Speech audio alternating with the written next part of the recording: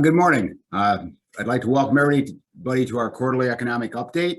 Want to thank everybody for joining us. I know we have several people on the webinar, and I always want to thank people for sharing their time with us as we go through these economic ups and downs. As we see from day to day, there can be a wide variance.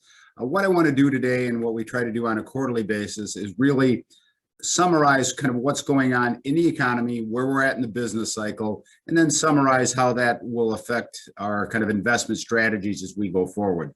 Realizing, as I've always told people over the years, that investing, although has a lot of factual based behind it, it is not a science at all times. So it's one where we do the best we can with the data we have and make sure that we're putting the probabilities of success on our side, depending on your risk tolerance, where we're at in the business cycle. As I always tell people, I mean, when you look at the combination of how you invest, it's really based on you, how you handle risk, and then overlying where the business cycle is on that. Because what happens, there is really no magic answer to all this. We are going to have ups and downs in the business cycle, and we want that. It is very important that we have that, and to make sure and see how that affects your investments as you're looking forward. So we'll get started. I want to highlight a few points up front to make sure that we're talking about what's going on with the overall approach to the cycle. So let's get started, and I'll start flipping through the slides here. First of all, the one thing I want to do is just again welcome you. This is a picture of our building coming in. If you come in for appointments, great. If we do webinars, fantastic, or Zoom calls, but we'd love to have you into our office and see where we're at on a daily basis.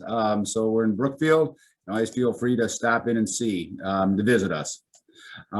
Just to let you know, we are recording this quarterly update that we're doing. We want to be able to share that with people that can't make it today. I know that people do work, and this is a way that you can go forward and look at it as you want to see what we had a chance to talk about.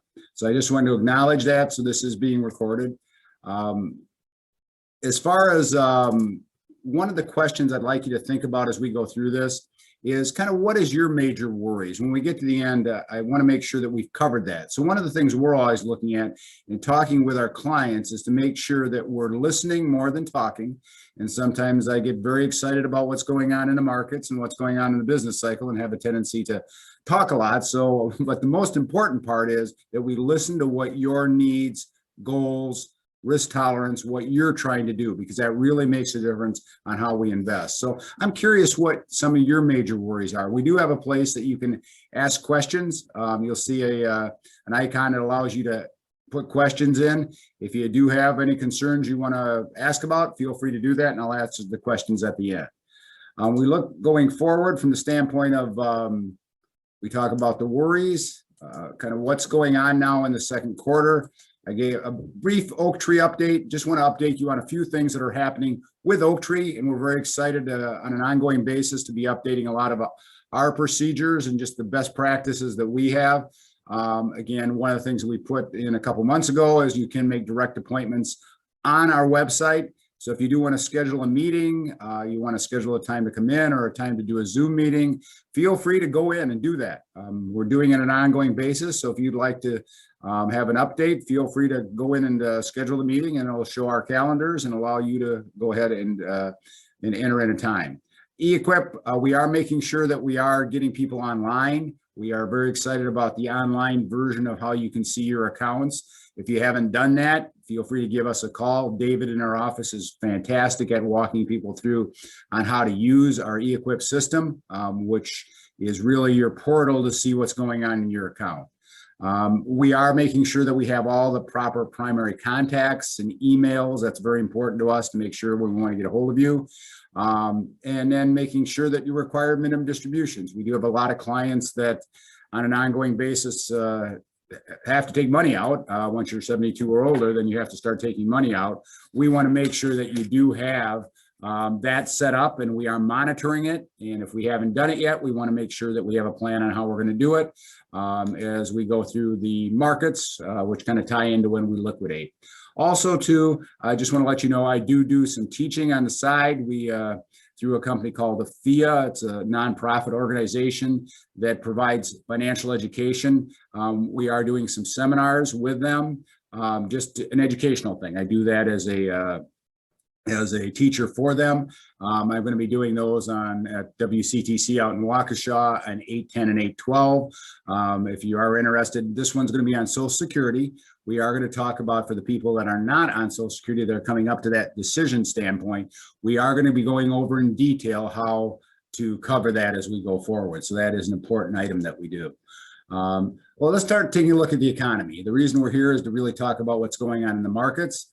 And one of the areas that I want to talk about is just a little recap of what happened over the last year to date. I just wanted to show you what the Dow is doing.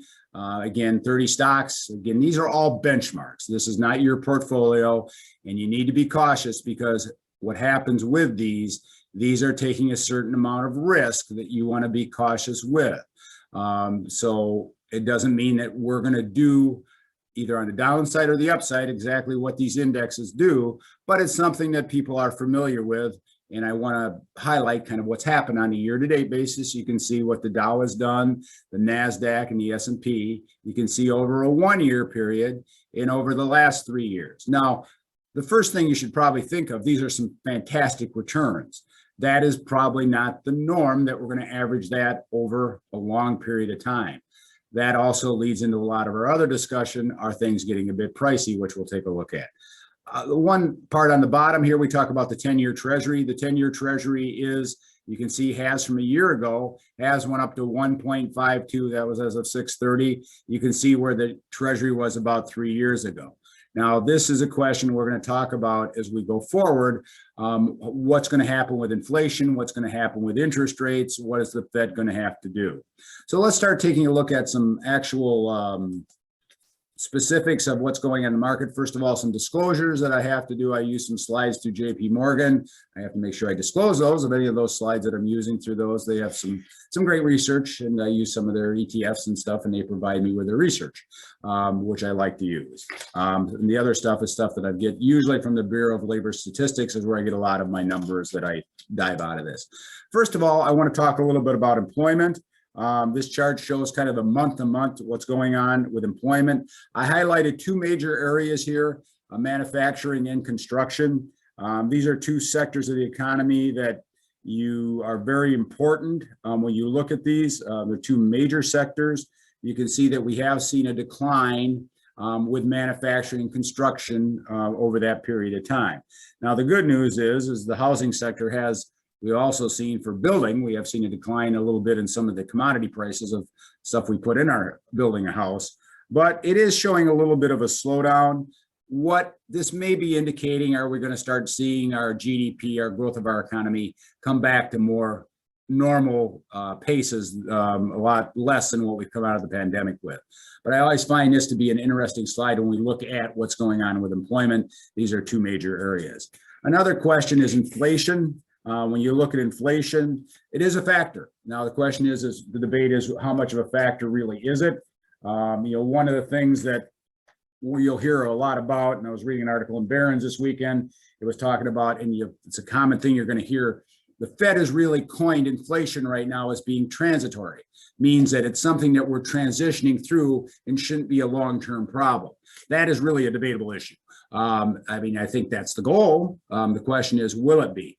Will we see that inflation really has spiked up due to the fact of our comeback that we've had in our economy, due to the fact of what's going on, put the pressures on supplies, which has driven up prices. When you look at labor costs, you look at commodity prices, they have went up, and what that has done is driven up inflation. Now, the question is that transitory, is it short term, or is it going to be more long term? Then we start talking about the deficit spending that we're looking at. So that really right now is one of the big debatable issues that we're talking about, is what is this going to do to our GDP as we go forward when we have inflation? Because the Fed is saying, well, we really don't have to raise interest rates dramatically yet due to the fact that this is more of a transition time. So we really don't view it as a major problem. A lot of debate on that, and I don't think there's a right answer, and the Fed is going to be continued to be pushed by Congress to really define this because it could be a big deal. I mean, one of the questions that I was reading about, and for us older people, we look back at the 70s. We look back at what happened with inflation. We come out of the 70s into the 80s. I mean, I graduated college in the early 80s and came out, and inflation was through the roof and interest rates were through the roof. We don't want to live through those times, or the 70s times when we were going through massive inflation. We had, the whole shortages that we had. I mean, those are areas that we want to be cautious not to replicate. And the Fed, their major goal is to really control this inflation category. Durable goods orders. These are basically things that we use that last more than 3 years. Now, the good news is they're dramatically up. When you look at durable goods orders, you can see that, but they have slowed a little bit. Now, again, we don't know for sure why they've slowed. Is it lack of being able to produce these? I always use the refrigerator example. Some people are waiting 3, 5, 6 months for a refrigerator if they want a certain brand and type. Those are durable goods that are getting delayed. Now, we have spiked up. It's great to see. But the question is, will we see these? Is this a trend line because of the slowing of the economy, or is this a trend line just because we're not able to produce as much? The worry is it's just starting to look like it might be a little bit of a slowing, so we need to address that issue as we go forward when we're looking at that. Federal finances, I did want to spend a second talking about, and again, my goal when we talk about these charts and graphs and what's going on in the economy is try to leave political comments out of this. You decide what you think is good or bad on what we're doing politically. My goal is to comment on what it does to our economic forecast as we're looking forward, because every action does have consequences. Now, whether it's good or bad, time will tell us. And that's the interesting part of what we do as a profession, is it's one that is not a totally defined element. Only time will tell us how it worked out. Government spend money, individuals spend money. Which way do you go? All one way or all the other? Which way do you go? I mean, those are questions that we have to ask. What happens is we are seeing, though, a fairly dramatic increase when we look at, if you look on the upper right-hand side, you're looking at our federal budget surplus, or in this case, deficit. You can see how much that has increased dramatically when you look at how much we've seen over a period of time. So when you look at that upper right-hand chart, you get an idea of what we're looking at. The lower right-hand chart is basically showing what's happening with GDP, or when you look at our federal debt as a percentage of GDP. We've seen that increase dramatically. Now, what you're seeing here is the Congressional Budget Office does projections, and you see on the right-hand side projections out to 2031. Those are projections. If we knew that, we all know what exactly to do. Assuming that things happen the way that we would hope, and again, that inflation is more of a transition inflation and not a complete inflation. But the bottom line is, I was reading some articles that talked about some of the details and analysis of what's happening from the standpoint of overall, what the budget that are being proposed, and some of the things that you hear about, that basically in raising a lot of the taxes, in a lot of the programs that we're looking at. We are looking at increasing the top marginal tax brackets. We're looking at increasing capital gains rates. We're looking at certain things to hopefully fund a lot of the spending we're doing. We recently did the out to every child, there's so much going to be given. We're talking about a lot of programs that are going to add to this debt. Now, the question is, are we going to be able to offset it with other parts of our economy either growing away or by taxing more? I mean, that's what happens. And again, you have your own opinions on whether you think it's good or bad. I look at it, what it's going to do to our debt, and what are we going to have to do to control that. And again, when you look at debt, that debt is being funded at a relatively low rate right now. And that's, again, you look at the Fed's probably hesitation to raise rates, it would increase our debt servicing quite dramatically. So these are things when we look at it. Now, the left-hand side basically shows kind of the baseline of where money is being spent: Medicare and Medicaid, Social Security, defense, non-defense discretionary, interest, other. When you look at this types of things, where do we get the money from? Income taxes, corporate taxes, social insurance programs that we're taking money from as far as the coming out of the wages, and then basically borrowing, which was issuing government debt. And we have been issuing government debt quite rapidly. And the Fed has wanted to start to pull back on that and has pulled back to a degree. But those are areas that when we look at, this slide is relatively important from that standpoint. Not to belabor it, but it is one where, but we don't know for sure exactly what's going to happen right now. Again, if you look at what the Congressional Budget Office is really projecting, it's not terrible. Another part of this too is right now, it's taking a period of time to put all this in place. Probably not going to affect the next 3 to 6 months dramatically, but down the road, these are big numbers that we're talking about. When you're looking at economic growth and the composition of GDP, when you look at surged in the third quarter of 2020, I mean, that's understandable. We saw our comeback. So we saw that real GDP went up dramatically. So we've seen that spike. Now, what happened is we, and the markets have gotten rather euphoric on the standpoint of seeing this go up. Now, a long-term trend, you're looking in that 2% range is our goal. I mean, or not your goal, but what we've seen historically. Now, we're not probably going to keep growing at the 10% range that we have. You know, if we look at our recovery, basically, we've been tracking above 10% on our GDP growth. That's fantastic. Now, the question is, you can't base stocks on going up 10% per year for a long period of time with our gross domestic product. I mean, we are going to see that have a tendency to come back to normal. And that is the question. When is that going to happen? Now, another slide I have talks about labor demand. I mean, there's been a lot of, discussions about getting back into the workforce. There's discussions about, the whole concept of the high supplemental unemployment benefits. Some of the states have expired them, some haven't. The question is are those causing people not to go back? Is it the pandemic still that's causing people not to go back? The bottom line is we still see that, after shredding, we shedded about 22 million jobs left because of the pandemic. Now we have seen that about 66% of those have come back. So we're still down fairly dramatically from what we were, but it has been a very solid recovery.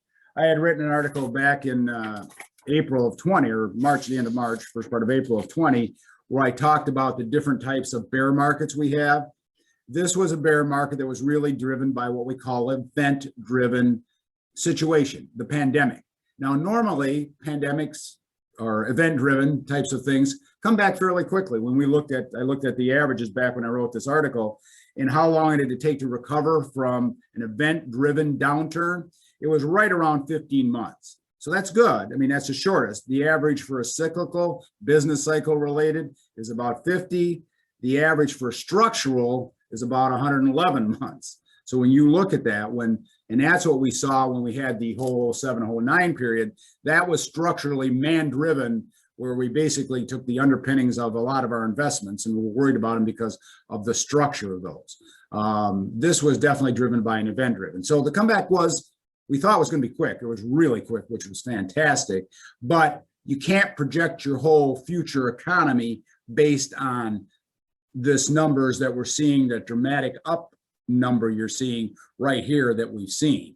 So that's where we need to be cautious not to over project that that's the future.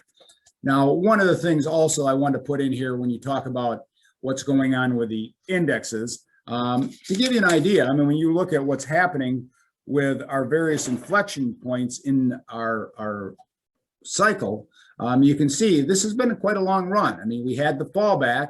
If you follow to the right-hand side of this, you can see basically March 23rd was the bottom from the pandemic.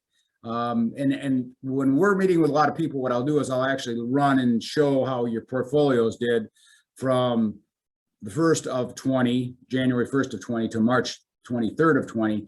That gives us an idea kind of what your real risk was. We can see how much the account went down. Then the question is how long did it take us to come back? Relatively quick. Now, one of the things that concerns us, and I'll talk about this a little bit later, is the whole concept of what's going on with the price to earnings ratio. If you look in the far right-hand side of this chart, you'll see 21.5 they're showing as the projected forward PE ratio. We are starting to get on the high end of that. Now, what happens is either we up our earnings so the companies do better, and that brings down your price of the the price earnings ratio, because the bottom line, the earnings number come up. So we see that happen, or the price comes down. This isn't terrible. And from where we're at with this recovery, not overly worried about it, but it is something. Now, if you go back to this chart and you look back to the early 2000s, you can see that we had some PE ratios that got up pretty high. When you look back to, we had PE ratios in the neighborhood of 25. I believe we got as high as 28 on the S&P. You start getting pricey on some of these things. That means that either earnings come up with companies or prices normally come down. So it is something that we do watch. Now, the good news is we do seem to have COVID somewhat under control. Now, I know there's the new variant that we're worried about. And again, earlier this week, we had a fairly dramatic adjustment for a day. What happened is one of the areas there was worried with this new strand of COVID, is that going to shut down our economy? Are we going to see things start to go the other way? I mean, some states were talking about increasing the mask mandates and doing those types of things. Again, not bad. I'm not saying we shouldn't do those things. I mean, time will tell. But what it will do is it will change this whole concept of this recovery if that were to happen. That's why the markets reacted that way. Plus, we were starting to see some of the corporate earnings come in, and they weren't quite as good in some cases as we had hoped for. Still solid, still fantastic, but it was one where, are those projections of earnings going to be enough to justify our price to earnings ratios? Now, when we look forward, I mean, one of the things that we're talking about is unemployment and wages. You can see how high unemployment went on the far right-hand side. We jumped up to 14.8%. Wage growth, you can see, spiked up also. Now, we have seen that bottom blue line. That bottom blue line is showing what's going on with our wages. So we have seen wage growth be reflected. Now, that's good. I mean, we want to see people be paid more. That gives more buying power and facilitates our economy. But also, too, it does make the price of goods and services more expensive. I, use the Quick Trip example because I stop and get gas, and every time you walk in, you see on the door how much they're paying for labor. I mean, we've seen a fairly dramatic increase in those costs. Now, the question is, do companies eat those costs, or companies pass those on to consumers, i.e. inflation? Usually it's the latter, and that does foster inflation. Plus, too, with a shortage of some of the commodity-based things that we've had, it's inflated what's going on. You take the housing market. I mean, this housing market has been nuts, either when you look at if you're buying an existing home. I mean, there's bidding wars, and they get 10 offers, all those types of things. When you look at that, that did drive up. Now, we don't include those, the housing costs in our inflation numbers. We used to do that. Matter of fact, you don't realize this, back in the 70s, we used to have inflation that did include housing. They took it out because it can be somewhat volatile. But the bottom line is, if you're buying a house, you've been paying a lot more for that, which is inflation. So the question with what's going on with unemployment is good. I mean, we've seen it come down dramatically. Now, the question is, we still have a labor shortage. We're seeing wages increase. What is that going to do to our inflation as we go down the road? Which really is, again, not to talk about this too much, but this really is one of the keys that is going to dictate what the Fed does. If this is not transitory, that this isn't a quick blip in the inflation world, we are going to have to take action, because you do not want to let what happened in, again, if you the late 70s, early 80s, or through the 70s, you don't want to let inflation get out of control, because that is the one part. And it really, when you think about it, when we talk about it, because some of the inflation numbers don't include food and energy, when you look at our overall increases, I've never quite, I kind of like to use the ones that we talk about, food and energy as that pricing, because when you look at basically CPI or core CPI, when you look at food and energy in the upper right-hand side, we are starting to see some fairly dramatic increases in those numbers. The bottom line is, if you filled up for $30, now you're filling up for $60, that's $30 less in your pocket that you have to spend. So it is something that we are concerned about, which reflects into interest rates. You can see that interest rates are still relatively low. I mean, the Fed has committed to keeping the rates low. The question will be, will that last once we start? Now, organically, we have seen the Treasury increase. I showed in the early slide how we went up over the last year. Now, that doesn't mean the Fed raised their benchmark interest rates. It just means that the market has. And you'll see two ways that interest rates get affected. One is the organic, what the market does. Two is what the Fed does as far as sitting there. And they are interwoven, but it is one where we have seen the rates start to increase a little bit over a period of time.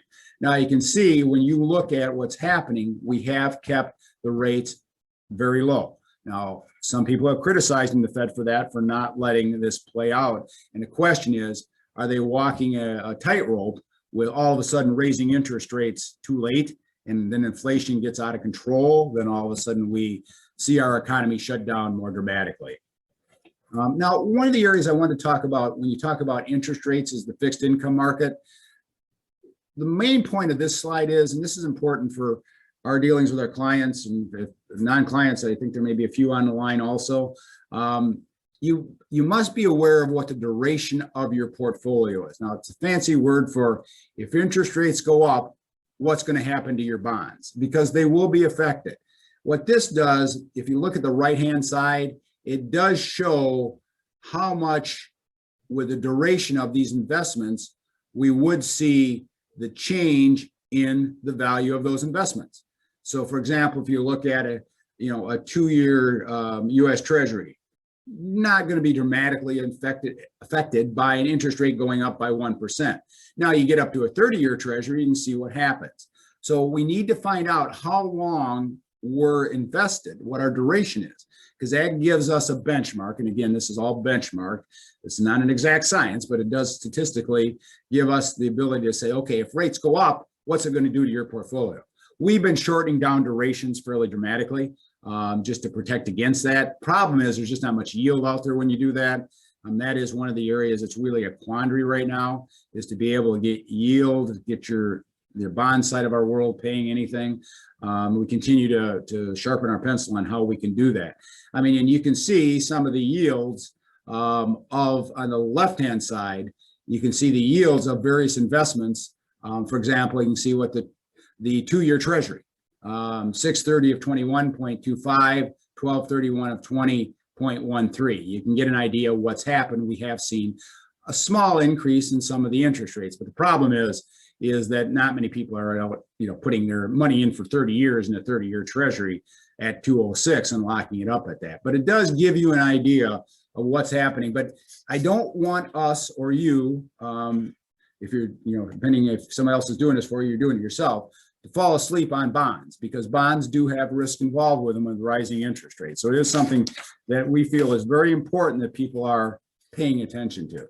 Now, I talked about this before, but again, I just wanted to highlight this idea of valuations. Again, we are on the higher side of the valuation standpoint.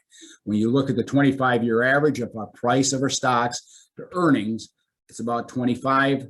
It's about 16.71. We're at about 21. Again, not a panic point, just something we do need to keep in mind. But the next slide does give us an idea of what's going on from the standpoint of equities across the globe.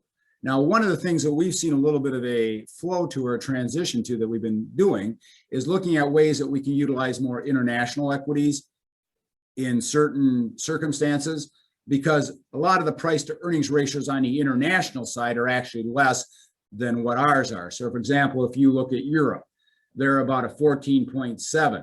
You look at United States, you look at where we're at the 21.6. So yeah, actually Europe's at 16.1, we're at 21.6 forward.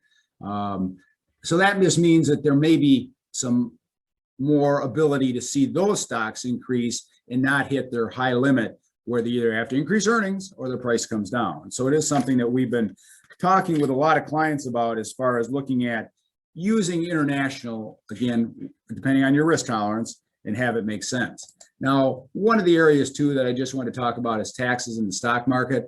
Again, not going to spend a lot of time on this one, but what taxes can make a difference on how you invest. IRAs, everything you take out, of course, is taxable because it was all deferred. But when you start looking at other types of accounts, it can make a difference. We start looking at capital gains. We start looking at interest and earnings and ordinary dividends. So especially for accounts that are not IRAs, we do want to pay attention to what's going on with the tax rates. And you can see over the years what's happened with dividends, what's happened with capital gains, as far as the tax rates. We are at a low. I mean, historically, this is a low number. Again, you debate that, whether that's bad or good for motivating our economy. Again, do you let the money in the hands of the consumer or of the investor, or do you say, okay, we're going to take some of that and redistribute it on the tax side? Again, just as an FYI, and this is not an opinion, it's fact, we do both. I mean, we always have as a country.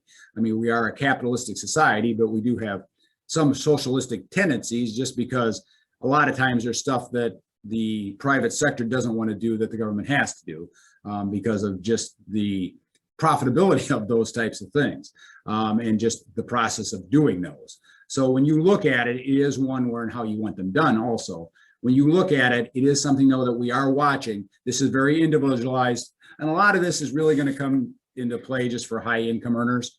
So don't necessarily panic on these things, but we do want to take it into account when we're looking at that. Now, this slide to me is probably one of the most telling slides that I've used over the years. When you look at asset class returns, when you're looking at asset class returns, if you invest all in one thing, you're going to write it up and down according to that one thing does. I mean, if you look at the left-hand side, and we'll just pick a color. Let's pick the light purple up in the upper left-hand side, the light purple, the emerging market equities. Now, if you look at what you see is that purple is not always at the top. That purple goes down to the bottom, comes back to the top. Color-wise, this was always a way that I could explain to people, that's volatility, that's standard deviation, that's risk. Now, over a period of time, those asset classes have done pretty well. When you look at it, when you look at the, where that's done, it's averaged over 2006 to 2020, the light purple has averaged 6.9%, not bad. You look at some of the other ones, the large cap on the green number, I mean, that's average 9.9. The question is would you be able to handle your color going up and down? That's why we do use asset allocation, because you'll notice that is in the middle of the chart much more than any of the other things. You'll see that the white has a tendency to stay in that middle more. That's what asset allocation does. It lowers down your volatility. Now, my goal always has been, and our goal as a firm, is take that into account. Asset allocate according to your risk tolerance, your age, your time frame, how you can handle ups and downs. Have you met your goal? But then what we want to do is take advantage of some of those sectors on the peripheral to adjust it to make sure that we're maximizing. So that's where you look at the business cycle. So when we're looking at diversification, we think it's very important, because what it does do, now this chart you'll show, it shows basically returns over a period of time. When you look at this, you can see what a portfolio that's all S&P, which is the green on the top, 60% stocks and bonds, and 40% stocks and bonds. Now, what you'll notice is the S&P has, we've seen with risk-wise, had the least downturn during the pandemic. I mean, had the biggest downturn, the S&P did. Now, it also had the biggest comeback.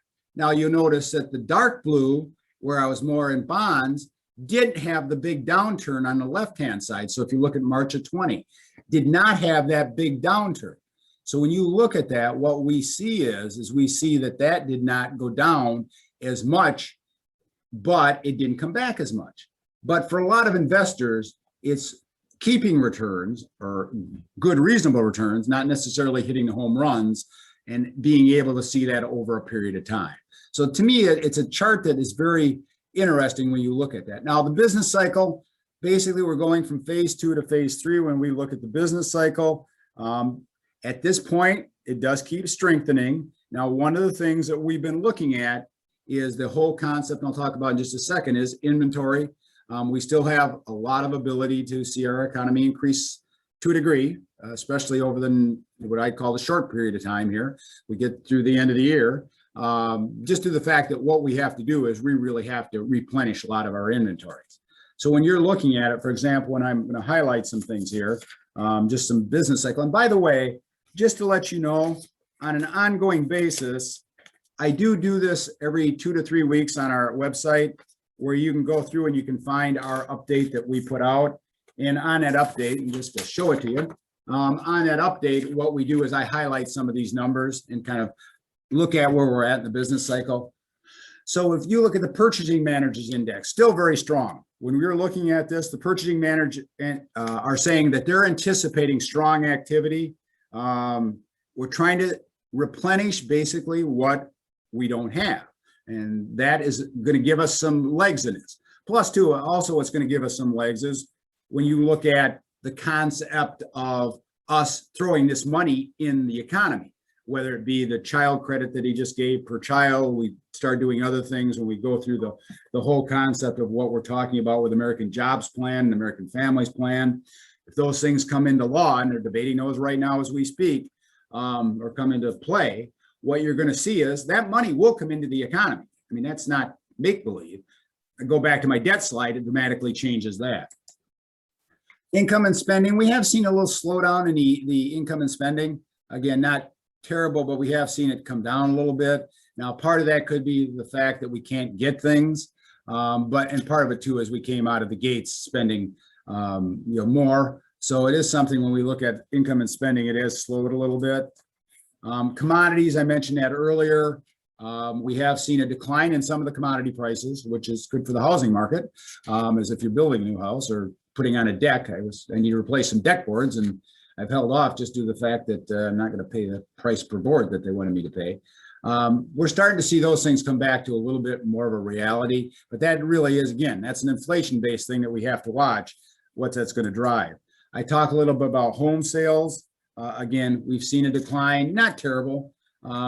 We've seen a little bit of that go back a little bit, but overall still strong. It's not going to keep up forever, and that's some of the things that are important. What's all this mean as we're getting towards the end of the 45 minutes here? First of all, inflation may rise. I mean, I mentioned that several times. I mean, it's one to me that is a key item when I look at this, is what's going to happen with inflation. Is it transitory or is it real? I mean, is this something that's not going to go away when we look at that? I mean, our projected growth is still very solid. The COVID variants, that really is a wild card. And you saw Monday with kind of that thought process of what happened. We do feel we have made great strides, but what happens, and this also factors into volatility, with the information age that we live in, these things come out and people react very dramatic. Monday was a classic reaction. We recovered most of that we lost on Monday relatively quickly again. But that is where you need to be cautious of what's real and what's Memorex, for people to remember that old commercial. You need to make sure that, is it really changed dramatically? Now, the concept is that it could, but we have to watch it.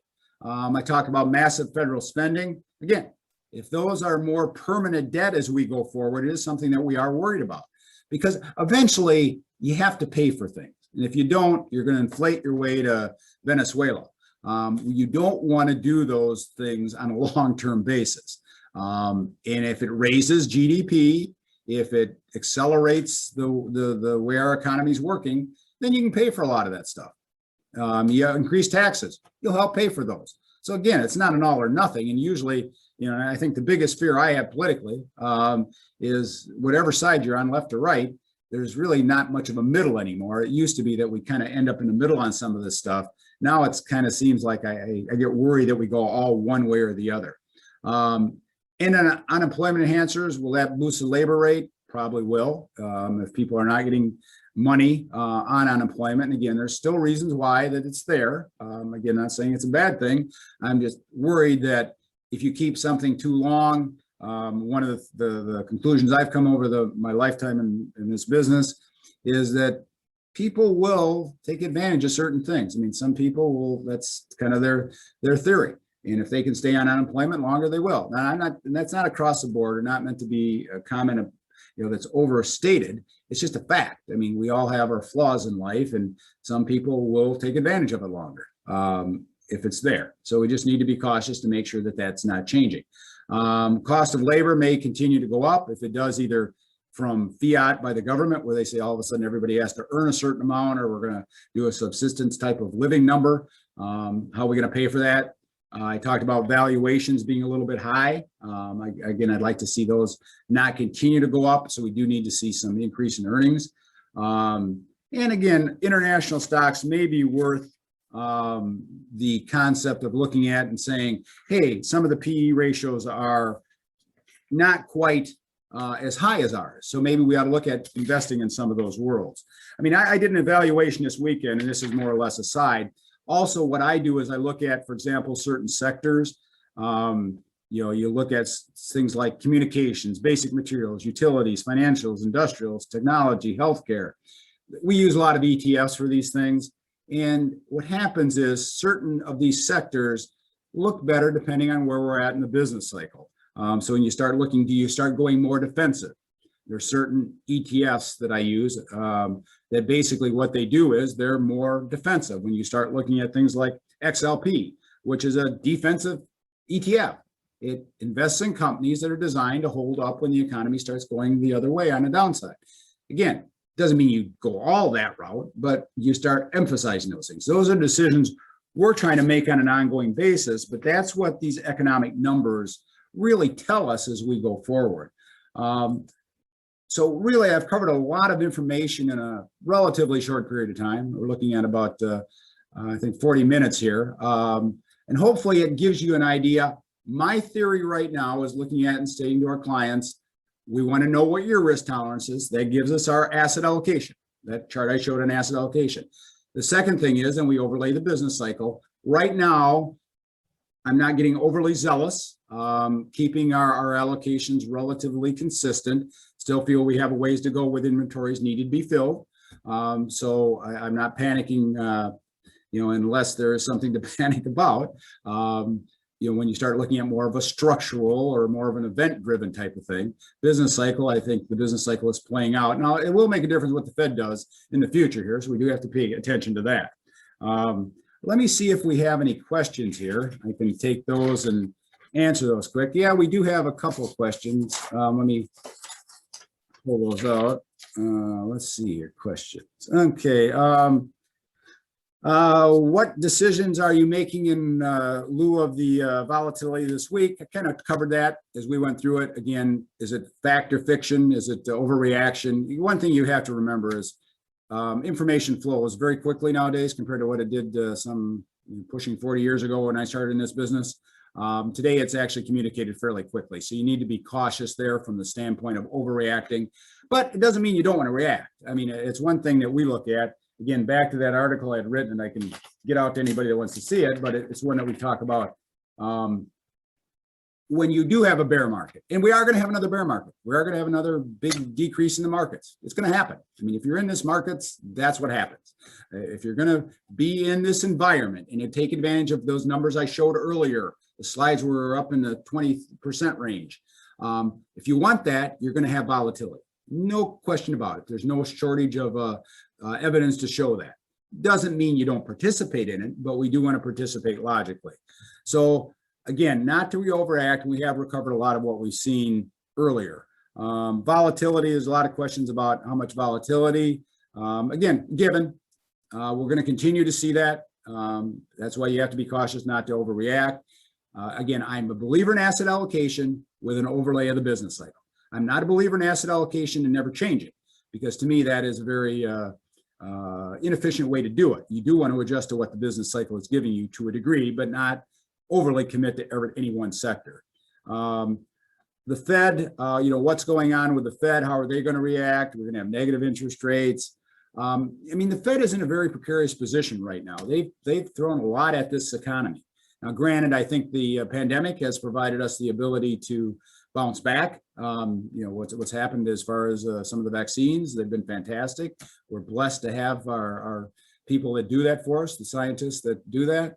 What happens though is how quickly we see the Fed react, to me, is really a very delicate thing right now. The Fed is in a tough position, and that's why Congress is pushing them and asking a lot of questions, is if you wait too long and leave these interest rates so low and inflation all of a sudden just gets out of control, that can be a problem as you go forward.